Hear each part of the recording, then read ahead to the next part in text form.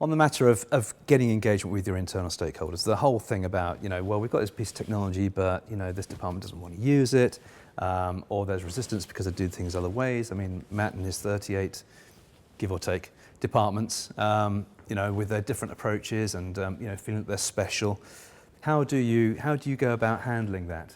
And what we've got is we've got a little bit on here from Lincolnshire County Council because, they took an approach to ensuring that they were able to get their managers to buy in to using the technology.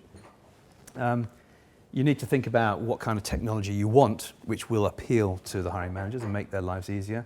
And then we'll look at some approaches to engagement with your hiring managers. Lincolnshire County Council implemented the application in a kind of HR-centric manner to start with. We support that. We tend to operate in the way that the customers choose. We can give them best advice and our experience and so on, but they ultimately will dictate the parameters for implementation. So to start with, we implemented as an HR-centric solution, which is basically around automating the process for the HR team. It means they get the job adverts online, collect all the data they need, get all the applications electronically, and then distribute them through an organisation, in some form. Now, thankfully, they recognised that that was not the end game. That was kind of the first phase. So they actually went through a second phase of an implementation where they transformed the process to, bring hiring managers into it and turn their HR function from a resourcing point of view into a paperless office. The function of processing information has been taken away from the HR team and put out to the kind of the data owners, the people who originate the information, who need to use it, do that interactively through a system. Even to the point where your applicants are no longer, being telephoned to book them, to be offered an appointment and then have that appointment confirmed. They now look at it all online, click the button, job done. Paperless, trackable, fair, freeing up Alison and her team to do all the added value stuff that they really need to be doing, which is devising the best policies, finding the best way to find the right people.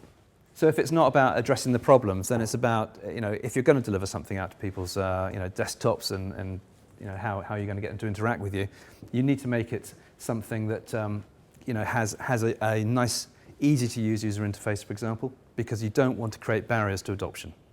In fact, I think, was it Matt, you were using the term, was it barriers? What was the other? Boundaries and barriers. I like that definition. A boundary being something that you can kind of overstep, but a barrier is something that's hard. Maybe these are boundaries, I'm not sure, but the thing here being, of course, if it's not obvious to use, or they don't know how to use it, or they don't see the benefit from getting on there, they'll go back to their old ways of working. We want to make a visual and quick shortlisting feature and enabling candidates to be able to book their interviews online. It's going to save everybody time all through.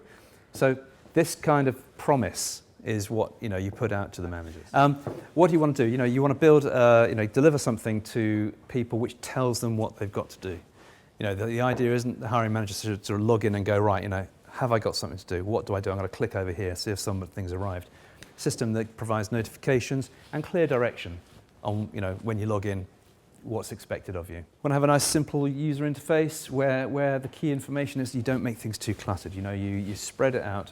You give people the key information and enable them to have big, clear buttons that they have to press in order to be able to perform precise actions. More visuals. The idea of being able to have, I know colour coding doesn't work for everybody because of, colour blindness and so on. But, in general, differentiation, visual differentiation between what success is, what isn't, and, star ratings and assessments of candidates. People can relate to this because they've got buttons they can click to filter and sort, buttons to do things.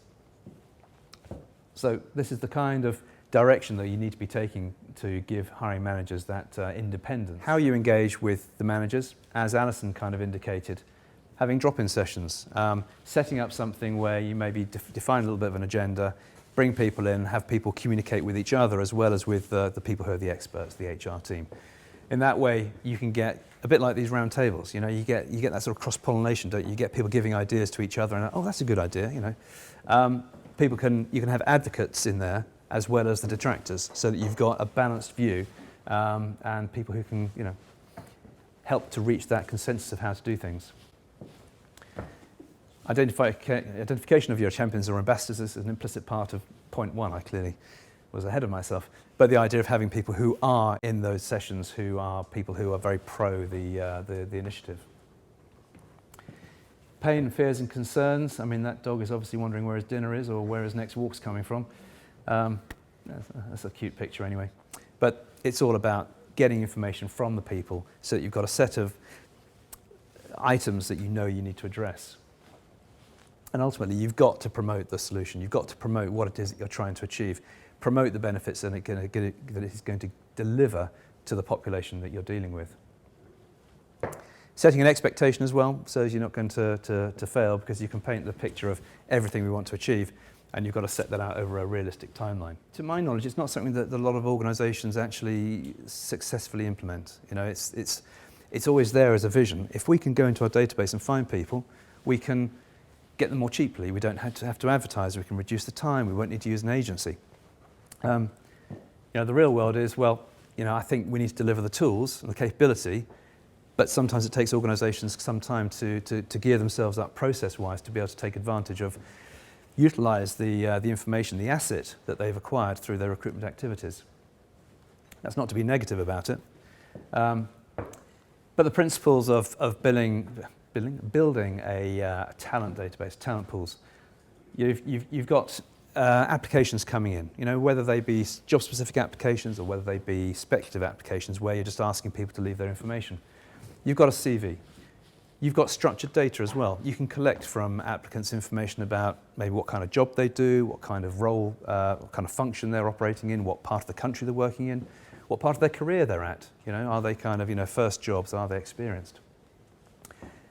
So in the bottom, you've got search criteria. How do you search your database? Because you've got a lot of data you're collecting. I mean, Matt, how many applications? 16,000 applications. So if you had a data retention period of 12 months, for example, you'd have an easy rolling 16 months, 16,000 people, 800 you hired, so that 15,000 applicants sitting in there, many of whom are likely to be very highly qualified and suitable for the next administrator role that you pop up, because there's a lot of repeats. And I know we've had the conversation before with the University of York, for example, about the fact that there's a propensity to re-advertise positions rather than go back and pick up what was Department A's second best. So there's sort of the process in sequential steps. Could have done that as a stair, couldn't I? Tagging candidates, so actually getting the most out of your data collection process, because you are going to present an application form. You can present a part of your application form which just says, just tell us a little bit more about you to help us find you the perfect position. Defining your search criteria, and then managing the results. So tags, and this is just completely arbitrary, it's just kind of illustrative really. Define the tags you want, define the fields you want, define the values. Let candidates multi-select when they apply online, or after you've taken somebody through a telephone interview, or they've not quite made the grade for the job because there was somebody who was marginally better, but you would have hired that person. Tag them as a gold star candidate in finance, for example, and then you can find them easily next time. Build your search criteria. In this case, utilising a combination of keywords, Boolean keyword searching, combined with some nice-to-haves. So if I can find somebody with the keywords in the CV and they've also expressed an interest in working in planning, I'm going to give them a higher rating than if they've desired a job in logistics. Run a search, get a ranked shortlist out, do something with the results. Read through them, see where all the highlighted keywords are. Look at how the tag's matching.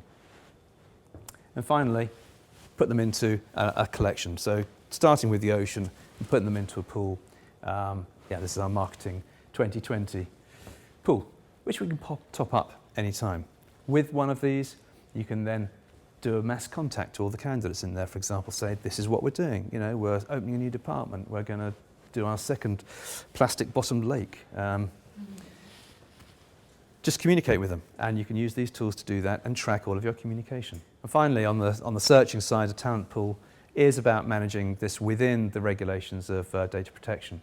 Being able to have a clear statement. You have a data privacy notice that candidates will confirm their acceptance of during the application process, and then we will track the legal basis on which we're holding their information, and we'll have an expiry date on that. And that will be defined by the customer.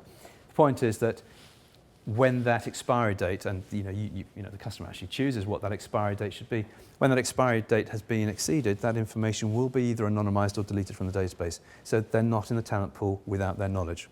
There are tools to keep them in the talent pool, maintain their engagement. Finally is how we can deliver management information. It was your number one thing was getting data out of an ATS. We think that it should go roughly from from data. This is a diversity and inclusion report. It's just showing you kind of dull data. We like to take data through in-browser tools where you can start to manipulate the columns you've generated into your report and turn your data into information in the way that meets your own precise needs. So not have to go out to an external data warehouse or download it into Excel to be able to get that detailed analysis. Get it on the spot. Pivot tables on the fly. Charts reflecting data in a more graphical way. I don't know who came up with the suggestion that we should call this pivots and pies, but trying to get the alliteration thing going.